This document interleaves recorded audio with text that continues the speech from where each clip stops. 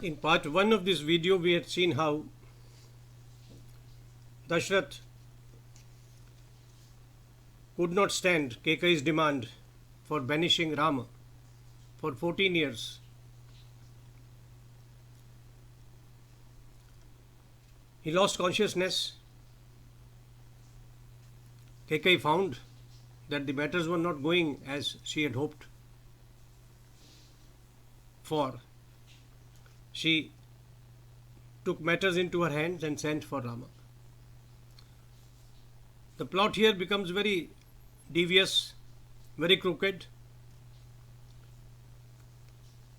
The psychology of Kaikeyee in asking Rama to make his father follow his dharma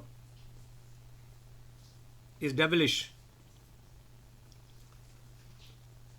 Writes Valmiki, entering Kaikeyee's chambers, Rama saw his father lying distraught and crestfallen. The king could hardly speak. As the prince bowed to his father and the stepmother, Dashratha's eyes brimmed with tears. He muttered Rama and fell silent. Why is my father sad? Rama wondered. Addressing Kaikeyee, he said, Is my father angry with me? Have I unintentionally committed an offense? Mother, why do you not plead with him on my behalf? I see the world because of him and would not ever hurt him. Devi, have you by any chance done anything against his wishes? Why is he upset? The shameless and stupid Kaikeyee replied, Maharaja is neither angry nor in pain. He is unable to express the tussle between his mind and heart, lest he hurts you. Nonetheless, you must obey and fulfill his promises to me. He promised to fulfill 2 of my wishes, whatever they may be and whenever I want them, and is now making futile efforts to not grant them to me. Rama, truth is the bedrock of dharma. You will have to act as so that the Maharaja does not violate the sacred boundaries of truth and dharma out of love and affection for you. If you promise to carry out his commands, I shall repeat my request. Rama replied, Devi, you need not have such apprehensions about me. I will follow my father's command till the very end.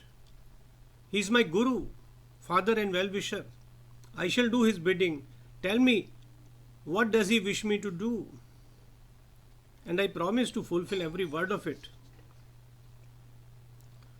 Kaikeyee, who had deserted the path of right conduct in her will to get Bharat anointed as crown prince, spoke in sorrowful tones. She narrated the story when, during a battle between the Devatas and the Asuras, the enemy's arrows had pierced Dashratha. I rescued him, and he offered me 2 boons. Raghava, I have asked him to make good that promise tonight. What more am I asking? I want Bharat to be made the Yuvraj and you to be exiled to Dandakaranya. How simple. If you want your father to be the guardian of truth, you will have to fulfill his commitment. It would mean giving up your ambition to be the Yuvraj, taking on garments of bark and going to the forest for 14 years. In the forest, you will have to live the life of a hermit without any help from the palace. See how she is putting words into Dashratha's mouth and tying Ram in ribbons. Kaikeyee continued, writes Valmiki. Just because of this insignificant request, your father is reluctant to grant me my wishes. He is unable to utter these words to you. In sorrow and fear, he is unable to make eye contact with you. You should obey his orders and help him stay truthful. Rama was least upset. He replied, Mother, do not worry. I shall obey the Maharaja's command and travel to the forest dressed in bark and live like a hermit. I wonder why has my father not told me this himself? Unhesitatingly, I shall do his bidding. Even if you would have asked me to do the same instead of father, I would have gladly given up the kingdom and wealth to Bharat. Please assure the king on my behalf. He does not have to feel miserable on my account, mother. Why is the master of the earth shedding tears? It is unworthy and unbecoming of a king to be drawn into a web of emotions thus, and dharma has to be followed. You may arrange to send a few swift horses to fetch Bharat to Ayodhya. I will prepare to leave the capital forthwith. A delighted Kaikeyee responded, You are right, son. I expected it from you. I shall arrange to send for Bharat immediately. Meanwhile, you must not delay your departure, for which you appear to be keen. Mark the word, you appear to be keen.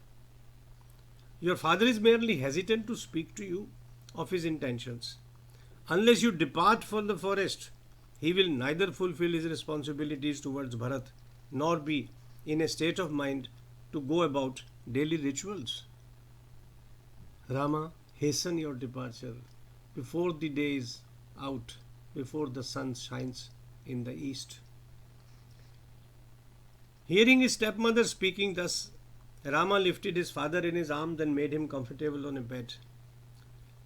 Rama was keen to depart for Dandakaranya. Ignoring Kaikeyee's harsh words, he said, Devi, I have no desire to live on this earth as a slave to materialistic attractions. I too believe in truth like our rishis. I am prepared to lay down my life for the sake of my father. I believe that there is no higher duty than to obey one's father and to serve him. Even though my father has not commanded me in his own words, I shall go into exile for 14 years at your bidding.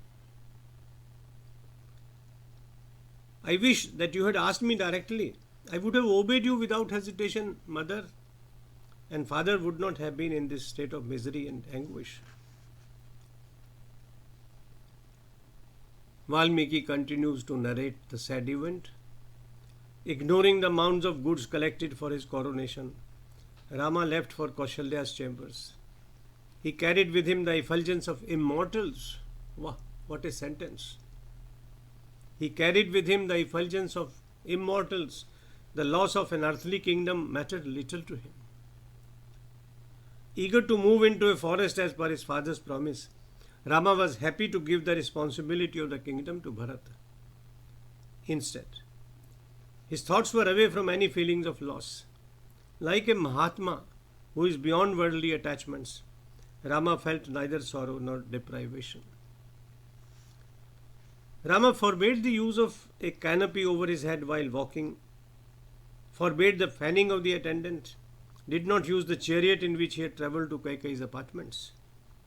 Rather, he turned away from his well-wishers, attendants, and walked alone to Kaushalya's chambers to convey the unhappy tidings. He was in complete control of his senses and mind and had overcome any sense of loss or sorrow. We shall continue with this sad story in the next video. Thank you. Jai Shri Ram. Jai Shri Ram. Jai Shri Ram.